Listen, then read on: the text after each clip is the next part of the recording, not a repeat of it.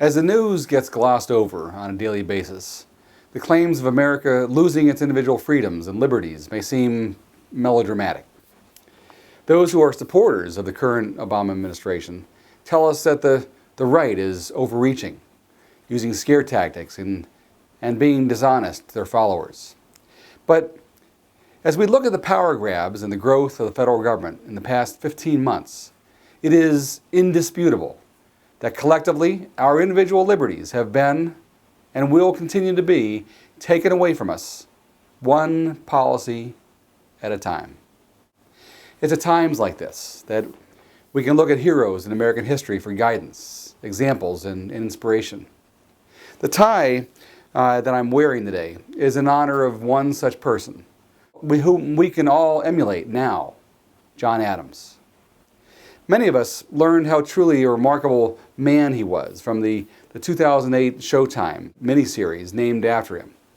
And in it, we learned that long before President Adams served his one term in the highest office and 2 terms as the vice president to George Washington, he cut his political teeth fighting the Stamp Act of 1765, which was being imposed by the British-ruled government. He explained then that the opposition of the colonies to the Stamp Act was because the Stamp Act deprived the American colonists of basic rights, which all free men deserved: the right to be taxed only by consent.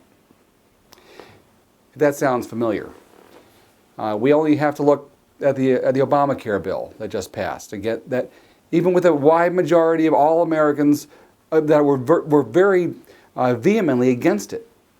The bill, which is in essence a tax, would have been fought by John Adams as it was imposed on us without our consent. In thinking of the Declaration of Independence, others might come to mind before John Adams. But on June 7, 1776, Adams seconded the Resolution of Independence, which stated, "These colonies are, and of right ought to be, free and independent states," and championed the resolution until it was adopted by Congress in 1776. Now, John Adams was appointed to a committee along with Thomas Jefferson and Benjamin Franklin to draft a Declaration of Independence. Now, although the document was written primarily by Jefferson, Adams occupied the foremost place in the debate on its adoption. Years later, Jefferson would credit Adams as being the pillar of the Declaration's support on the floor of Congress. Now, shortly before his death, Adams commented on the upcoming 50th anniversary of the signing of the Declaration of Independence. Adams warned that the following.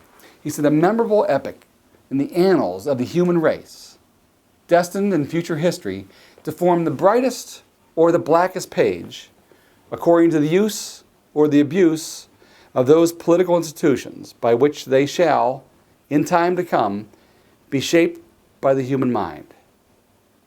Well, we are all facing the day where our history could be noted in history as the blackest page, as dictated by the abuse of those political institutions in establishing the reliance upon the government in all aspects of our lives, and the removal of liberties that were conceived by, fought for, and authored by our forefathers over 230 years ago.